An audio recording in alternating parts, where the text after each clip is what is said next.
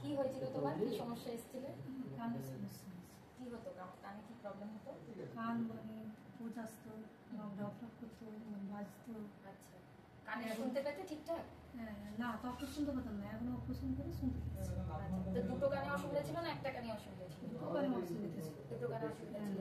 এর কত বছর ধরে তোমার সমস্যাটা হয়েছিল? আমার সমস্যা ছোট থেকে। ছোট থেকেই ছিল?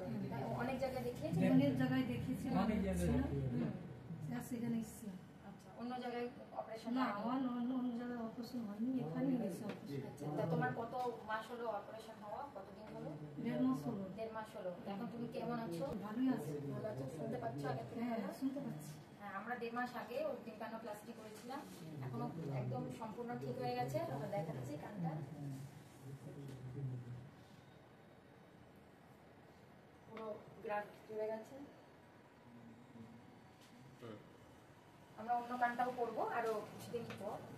আচ্ছা, তোমার কেমন লাগলো আমাদের এখানে এসে? অভিজ্ঞতাটা একটু যদি সবাইকে বলো। ভালোই লাগছে? ভালোই লাগছে। আচ্ছা, তোমরা আনন্দ পেয়েছো? হ্যাঁ, অনেক পেয়েছি। অনেক পেয়েছি। ভালো ওখানে হচ্ছে, অপারেশন ভালো হচ্ছে। ওরা যাতে কোনো ভয় না পায়, কোনো অপারেশনের ভয় তো কিছু নেই। আর একদিনেই অপারেশন হয়ে যায়, একদিনেই ছুটি হয়ে যায়, কোনো টেনশন নেই। আর আমরা ক্যামেরা দিয়ে করি, তার জন্য কোনো কাটা ছেঁড়া কোনো অসুবিধা কিছু থাকে না। ঠিক আছে।